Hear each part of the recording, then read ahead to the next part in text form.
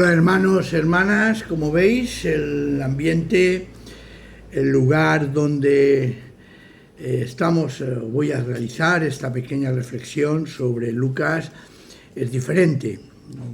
Ya ha pasado unos días, estoy en un retiro del Colegio Pastoral de la UEB y aprovecho esta ocasión pues para tener estos momentos de tranquilidad entre sesión y sesión, y quiero aprovechar para pues hacer la reflexión que corresponde, ¿no? Vamos a entrar en tener presente el Evangelio de Lucas en el capítulo 18, de los versículos del 31 al 34, ¿no? Es un texto corto, muy corto, pero intenso.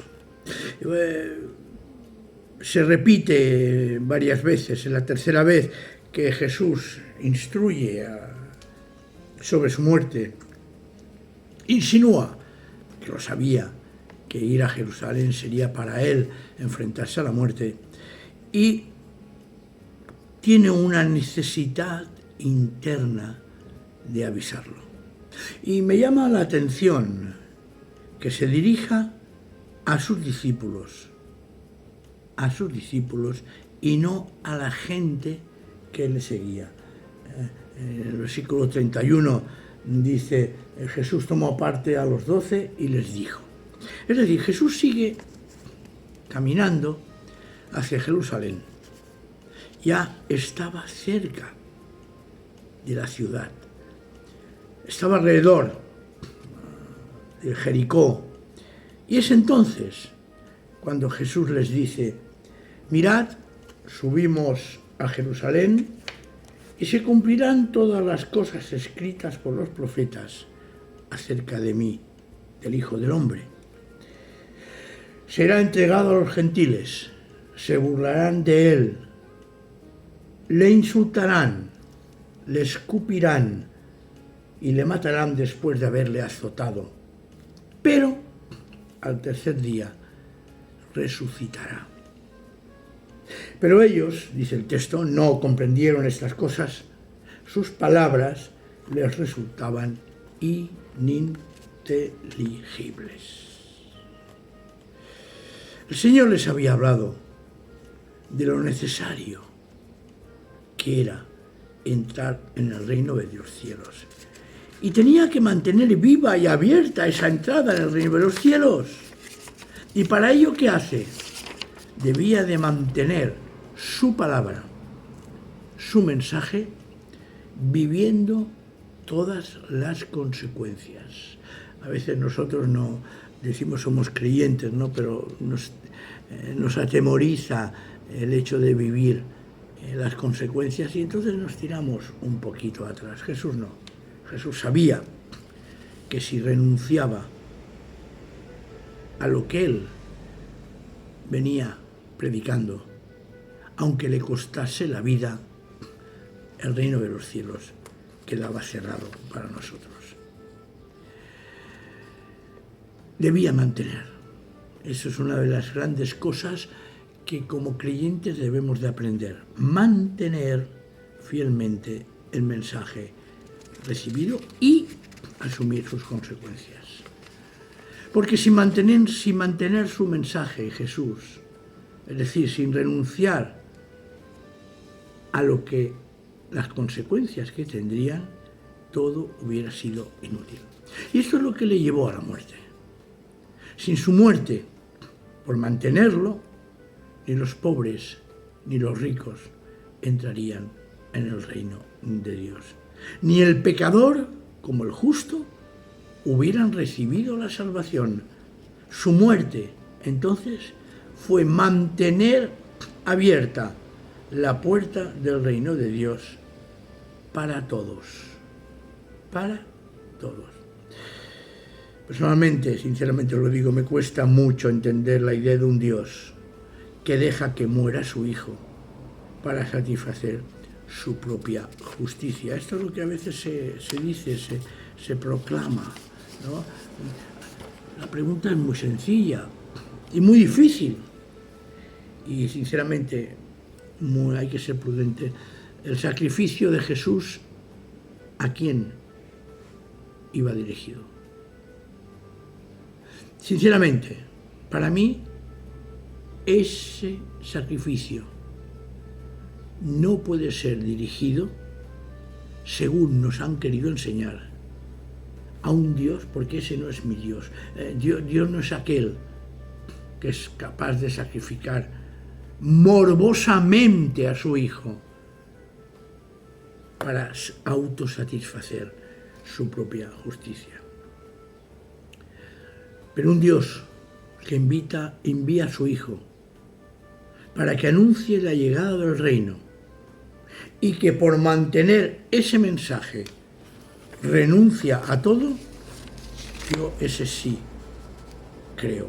En Hebreos ya entramos en polémica textual, pero bueno, no hay problema. En Hebreos capítulo 12, el versículo 2, dice, vamos a empezar desde el versículo 1, dice, puestos, por lo tanto, nosotros también, que tenemos a nuestro alrededor tan grande nube de testigos, deshagámonos de todo lastre y del pecado que nos embauca y corramos con perseverancia la carrera que tenemos por delante. Hagámoslo con los ojos puestos en Jesús, el autor y consumador de la fe. Y sigue, el cual, y aquí hay una palabra que muchos traducen de una manera y otro de otra, el cual en lugar del gozo que era propuesto, sufrió la cruz, menospreciando la vergüenza que debía pasar, y se sentó a la diestra del trono de Dios. Hay otra versión, o sea, otra traducción, que dice que viendo el gozo que se le proponía, fue capaz de superar la cruz.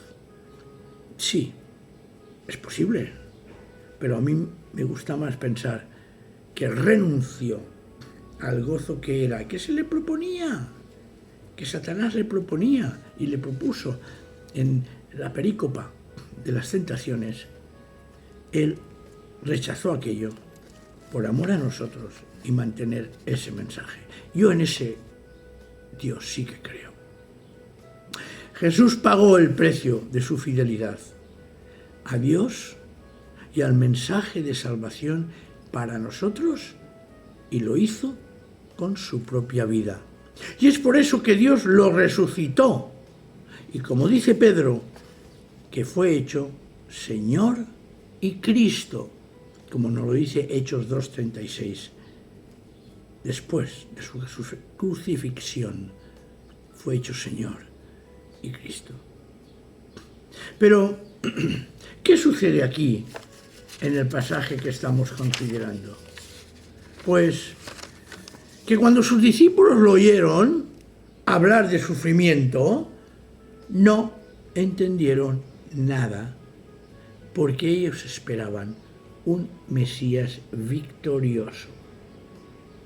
Solo después, cuando fueron iluminados por el Espíritu de Dios, empezaron a entender algo. Mientras, su mente no llegó a ver lo que Jesús les quería decir, lo que Jesús pretendía, y ese amor entregado que hace que tú y yo, hoy, y todos los que estáis aquí, podamos decir que pertenecemos al reino de Dios, porque Él nos abrió la entrada a su presencia. Nosotros, desde los hechos pasados, desde el presente, deberíamos entender el gran amor de Jesús, que dio su vida para liberarnos, para redimirnos, y que de esa manera continuase abierta la puerta del reino de Dios. Así que, texto corto, pero intenso. No hay, os lo digo de corazón y de verdad, no hay palabra de escrita, inspirada por el Señor, que no contenga una riqueza extraordinaria.